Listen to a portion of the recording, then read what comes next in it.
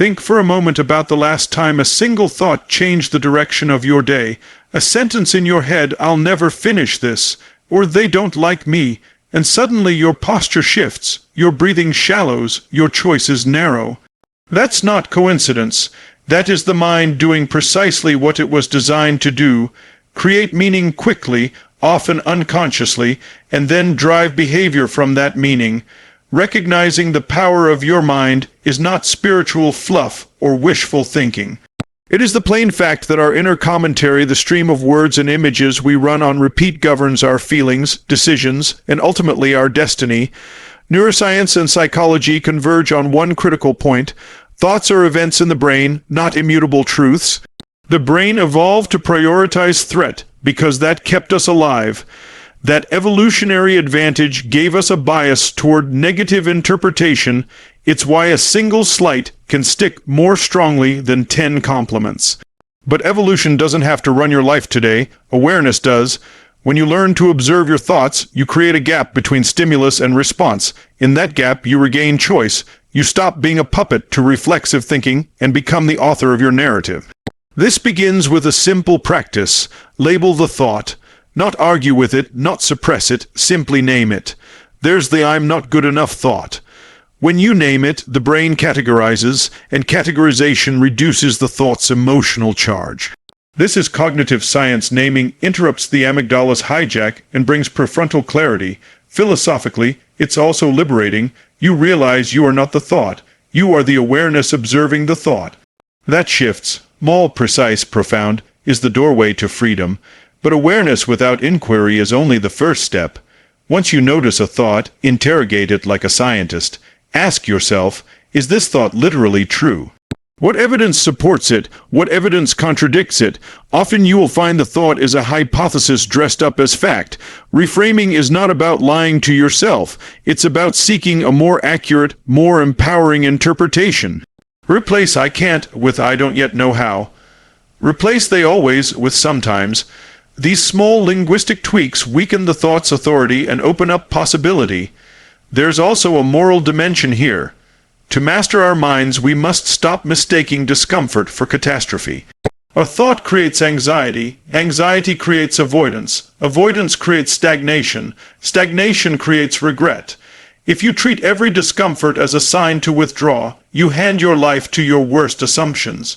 Instead, cultivate deliberate discomfort, the disciplined practice of stepping into the mild friction that builds competence. This trains your nervous system to tolerate uncertainty and corrodes the power of negative thoughts to paralyze action. Practice reshaping your inner environment as you would edit a manuscript. Feed your mind with counter evidence, with stories of resilience, with disciplined routines that affirm ability. Social inputs matter. Conversations, books, the media you consume, the people you spend time with. These are the soil in which your thoughts grow. Choose wisely. Create rituals that widen your field of view. A morning review of 3 wins, a nightly inventory of lessons learned, moments of silence that let your automatic commentary settle so something wiser can be heard. Finally, remember that mastery of thought is not elimination of negative thinking. That's impossible and unnecessary. It's skillful navigation.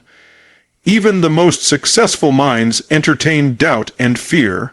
The difference is they don't let those visitors take the driver's seat. They map them, test them, and then move forward anyway. Your brain is a tool. You are the craftsman. Use it with intention. You are not your thoughts. You are the capacity to notice and redirect them.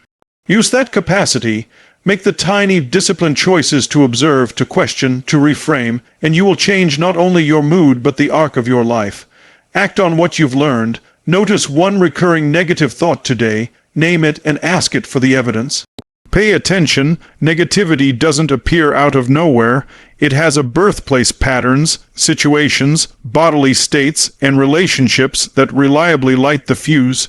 If you want to stop negative thoughts, the first real step is to become a detective of your own interior life.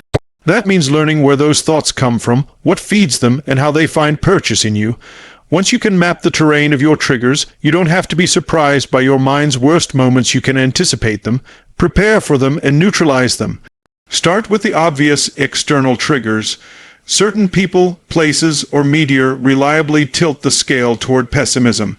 An argument with a critical family member, scrolling late at night through highlight reels of other people's lives, or stepping into a cluttered, chaotic space. Each of these can prime the mind to interpret events through a negative lens. But don't stop there. Internal triggers are often more insidious: hunger, exhaustion, pain, or even particular moods. The same thought "I'll fail," said when you're rested and fed, can be a passing concern. Said when you're exhausted becomes a verdict. Treat your body as data.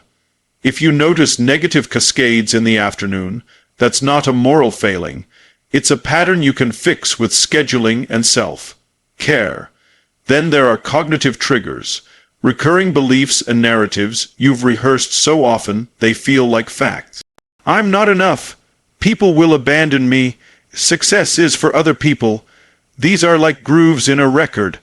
When a situation hits the groove, the needle drops and the same negative song plays. Identifying these grooves requires some disciplined inquiry.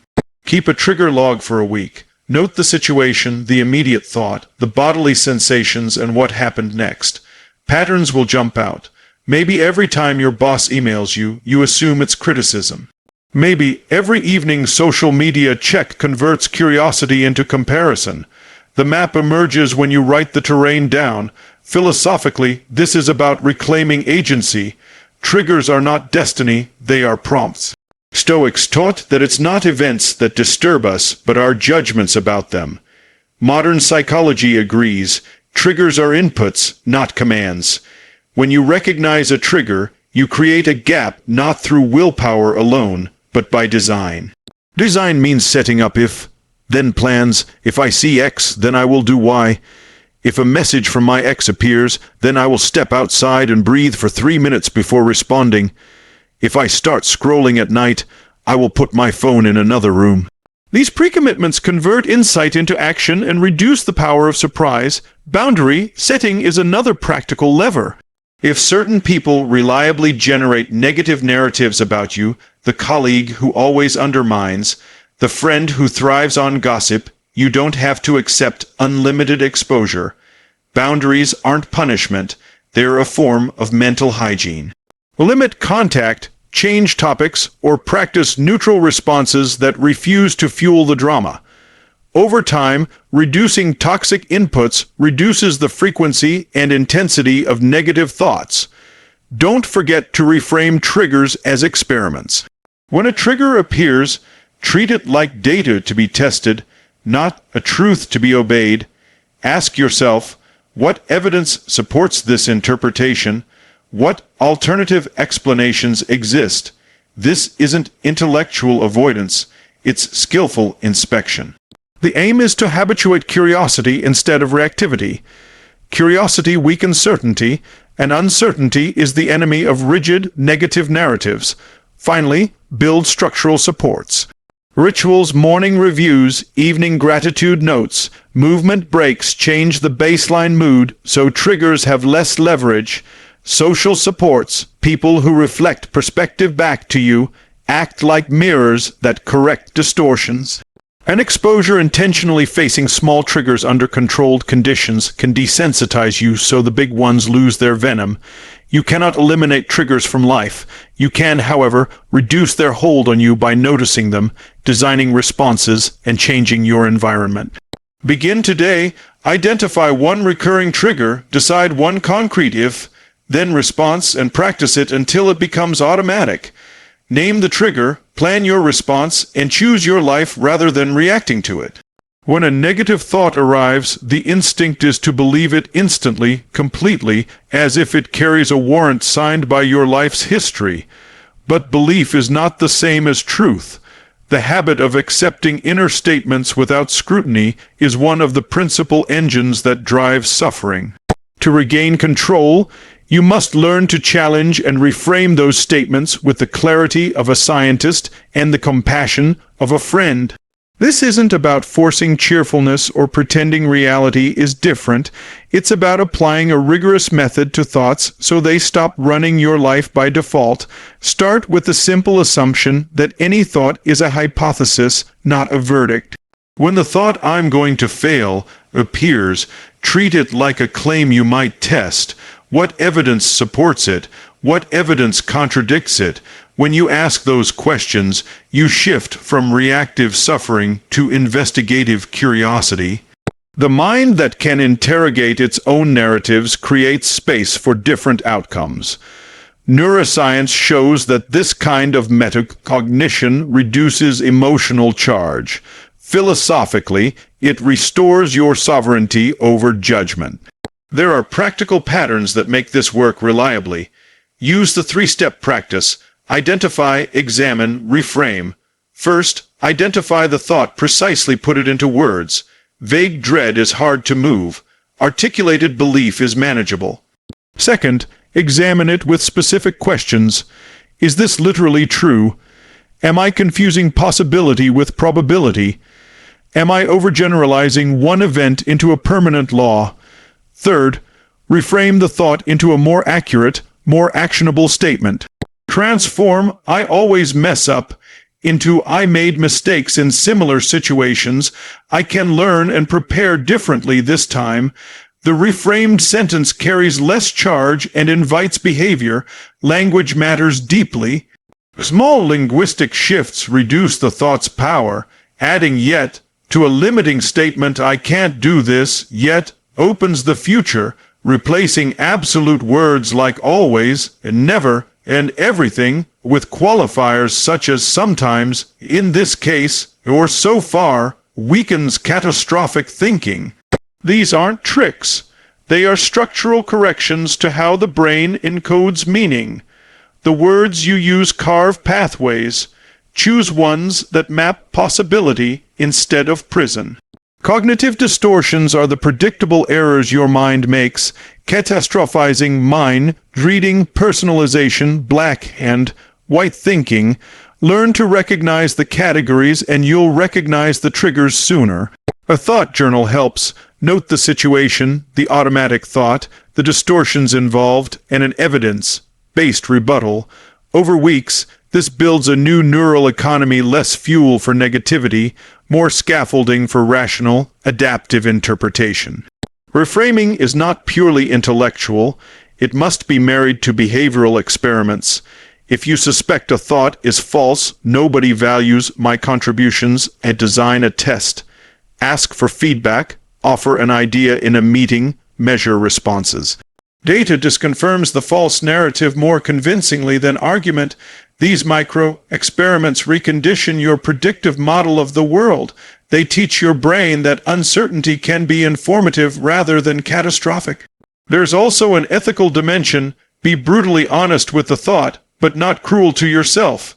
Self-compassion amplifies the effectiveness of cognitive change because shame tightens the grip of negative narratives. When you reframe, do it with the tone you would use with someone you coach: firm, clear, and encouraging. That balance accelerates learning. Finally, remember that reframing is a skill, not a one-time cure. Habit formation requires repetition. Set reminders, practice during low-stakes moments, and celebrate incremental wins. Over time, the reflex to accept every inner statement weakens. You won't eliminate negative thoughts, you'll outmaneuver them. Right now, pick one recurrent negative thought, test it with 2 pieces of evidence against it, and rewrite it into a sentence that invites action. Challenge the thought, test the claim, and choose a wiser story to live by. Close your eyes for a moment, not to escape, but to notice. What happens in the space between closing and opening? Most likely your breath shifts, the volume of internal chatter drops a notch, and you become aware of something simpler than the thought that screamed for your attention just a minute ago. That simple shift is the gateway we're after. Mindfulness and present awareness aren't mystical. They are practical technologies for interrupting the autopilot that manufactures negative thought patterns. They give you a reliable place to stand when the mind wants to drag you into old stories. Neuroscience shows what many contemplative traditions have taught for centuries.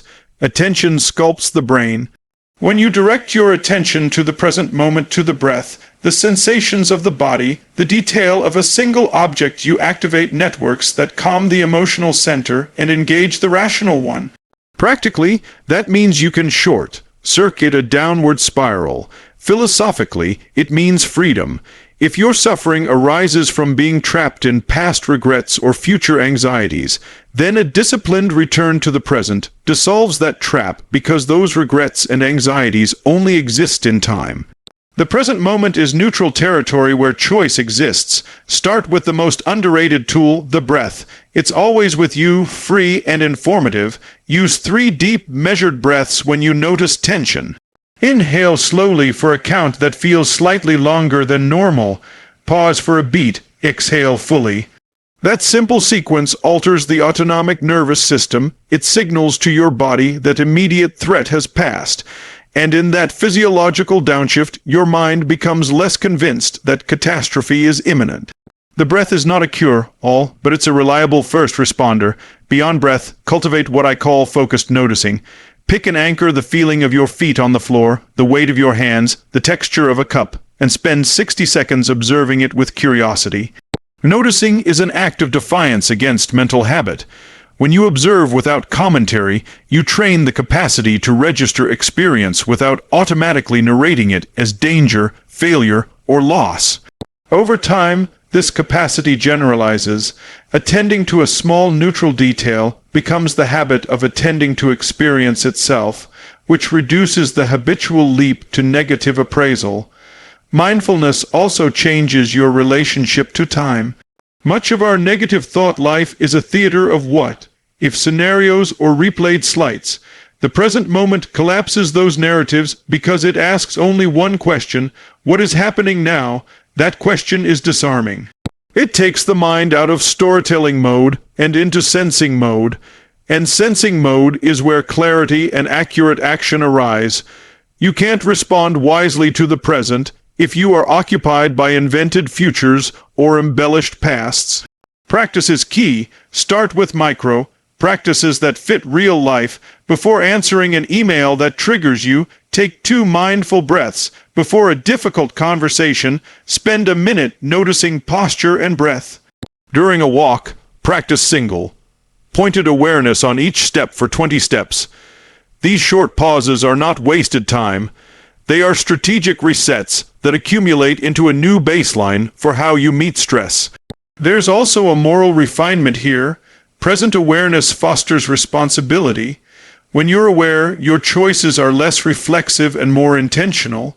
You stop being carried by emotion and become the one who decides the next move. That's not stoic suppression, it's wise engagement, feeling fully, observing honestly, and then acting with purpose. Finally, integrate reflection with action. After a mindful practice, ask a brief question: what does this moment invite me to do? The answer will often be small and concrete. Speak more slowly, take a break, change the topic, but those small choices compound. Over months, the habit of returning to presence expands your bandwidth for resilience, reducing the frequency and intensity of negative thoughts. Mindfulness isn't a pill you take once, it's a skill you cultivate. Begin with 20 seconds, build to 1 minute, then make it a life practice. Notice your breath, return to what is, and let the present moment become your most powerful ally. Think about the last time you walked into a room and felt lighter, not because something dramatic changed, but because the light was right, the air was clear, the people were calm. Our minds are exquisitely sensitive to environment. Thoughts do not arise in a vacuum, they grow in soil. If that soil is crowded with doubt, comparison, and noise, negative thoughts find nourishment and spread. Building a positive mental environment is not about toxic positivity or denying reality. It's about curating the internal and external conditions that make clarity, courage, and creativity more likely to take root. Start with the physical. The spaces you inhabit send constant, nonverbal messages to your nervous system. Clutter communicates chaos. Harsh lighting communicates alertness and stress. A desk facing a wall can feel constraining. A window with a view invites perspective. Don't underestimate the simple power of order. Even small acts, clearing a surface, opening a window, placing a plant by your workspace change how your mind interprets the moment. These changes aren't decorative. They are functional interventions that lower cognitive load, which leaves more bandwidth to question negative narratives instead of being taken over by them. Next, curate the informational diet. If much of what you consume is outrage, comparison, or gloom, your mind learns to filter the world through those lenses. Media is a modern ecosystem shaping belief. Choose inputs that expand your possibility space. Books that teach resilience, podcasts that model curiosity, articles that offer solutions rather than just problems. That doesn't mean isolating yourself from truth. It means balancing realism with inputs that stimulate competence and hope. Schedule informational fasting. Set windows when you do not consume news or social media. Those boundaries create breathing room for more deliberate thought. People are perhaps the most consequential environmental factor. Emotions and expectations are contagious. The company you keep calibrates your sense of what's normal and what's possible. Seek relationships that reflect possibility, not perpetual scarcity. That may require painful pruning, reducing exposure to critics who thrive on your self-doubt, and it may require investment. Join groups where effort is encouraged, find mentors who model courage, and surround yourself with peers who practice generosity of perspective. Reciprocity matters. A positive mental environment both receives and gives uplift. Rituals are the architecture of internal climate. The brain loves structure. Small, repeatable practices, a morning review of 3 wins, a 10-minute read of inspiring material, an evening gratitude list do more than feel good in the moment. They shift the baseline. Rituals create default responses that don't rely on willpower in crisis. When negative thoughts arise, these rituals provide reference points, evidence that you are capable, that progress exists, that life has nuance beyond the immediate complaint. Language and self also live in the environment you build. The phrases you rehearse, the metaphors you adopt, the stories you tell about yourself, these are not neutral. Replace internal commentators that cast you as victim with narrators that see errors as data and setbacks as instruction. That rewiring requires intentional practice. Choose new phrases, repeat them deliberately, anchor them with small actions. Over time, the repeated language becomes the background music of your mind rather than a series of jarring alarms. Design for friction against negativity. Remove easy triggers and add small obstacles to unhelpful habits. If doom scrolling is a problem, put your phone in another room after dinner. If certain conversations always spiral, set time limits and script neutral responses. Structure reduces the opportunity for rumination to gain momentum and creates safer channels for your attention. Finally, remember the moral dimension. Cultivating your mental environment is an ethical act toward yourself and others. When you invest in environments that foster calm, clarity, and courage, you increase your capacity to contribute, to love, and to lead. It's not selfish. It's the prerequisite for sustained engagement in the world. Today, change one thing, move one object, delete one app, say no to one draining invitation, or name one gratitude before bed. Small changes add up faster than grand resolutions. Curate your surroundings, choose your inputs, and craft rituals, and you will change the climate of your mind. When you talk about stopping negative thoughts, it's easy to get lost in techniques. Name the thought, reframe the story, breathe, and then assume the work is done. It's not. Those are necessary skills, but the hinge that holds everything together is action. Thought without follow-through is decoration. Action is the proof. If you want to weaken the gravitational pull of negativity, you must build a life of consistent, purposeful doing that rewires expectation, builds competence, and creates a track record you can trust. Start with the simplest principle. Small, repeatable actions beat sporadic inspiration every time. Grand gestures feel good in the moment, but don't change the nervous system. Tiny wins do. Choose one small behavior aligned with clarity, a 5-minute journaling practice, a daily walk, a 1 Question check-in with a trusted friend and do it daily for 30 days. The point isn't perfection, it's accumulation. Each repetition sends a signal to your brain. This is what happens here. Over time, those signals add up into identity. You begin to see yourself as someone who responds, not as someone who ruminates. There's a psychological architecture behind this. Behavior shapes belief. When you act, you generate data. If your thought says, "I can't," and your behavior proves otherwise even in small ways, the narrative begins to shift. This is why exposure is so powerful. If social anxiety tells you that speaking up will lead to humiliation, speak up in low risk settings repeatedly. The experiential evidence will erode the hypothesis. Action is the laboratory where your beliefs get tested and reformed. Consistency requires scaffolding, design then plans that remove the need for motivation in the moment.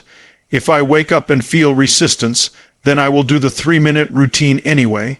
If I receive a triggering message, then I will breathe for 30 seconds before responding. These pre-commitments transform intention into habit because they bypass the emotional volatility that so often sabotages good intentions. Structure isn't authoritarian, it's compassionate. It protects you from your own weakest hour. Resilience grows the same way, through calibrated exposure and recovery. Resilience is not toughness without tenderness. It is disciplined oscillation between challenge and replenishment. Push yourself into manageable discomfort. Take on a hard conversation. Accept a demanding assignment. Attempt something that might fail, and then deliberately restore. Sleep, nutrition, social support, and small celebrations are not optional extras. They are the recovery that makes sustainable growth possible. Without them, action becomes strain, and strain becomes avoidance. Measure progress, but measure the right things. The metrics that matter are not always dramatic outcomes. They're process metrics: days practiced, attempts made, feedback sought. Celebrate the stretch, not only the finish line. When you track process, you protect against the all or nothing thinking that fuels negativity. You create a narrative of steady improvement, which is the antidote to the catastrophic story that nothing ever changes. Another lever is accountability. We are social animals. Commitment gains power when it's witnessed. Tell someone your plan, join a group, or hire a coach. Accountability doesn't remove failure, it reframes it as data. When you miss a day, you report back, adjust, and continue. That pattern of honest feedback breaks the isolation that feeds negative thoughts and replaces it with shared responsibility. Finally, practice adaptive interpretation. Action will sometimes produce setbacks. Expect them as part of the learning curve, not as confirmation of incapacity. When a plan fails, analyze without self-condemnation. What did I learn? What will I try differently? What support do I need? This reflective action converts failure into a curriculum. It prevents one mistake from growing into a lifelong conclusion. The moral core here is simple. Power accrues to the person who moves. Thought prepares, but motion commits. If you want your inner narrative to change, create any results that contradict the negative script. Start small, scaffold your behavior, recover intelligently, measure process, use accountability, and interpret setbacks as curriculum rather than courtroom. Over time, those disciplined acts become the proof you need to believe in yourself. Take one concrete step right now. Choose a small action you can do today that challenges a recurring negative thought, and promise yourself you will do it again tomorrow. Act consistently. Your life will follow.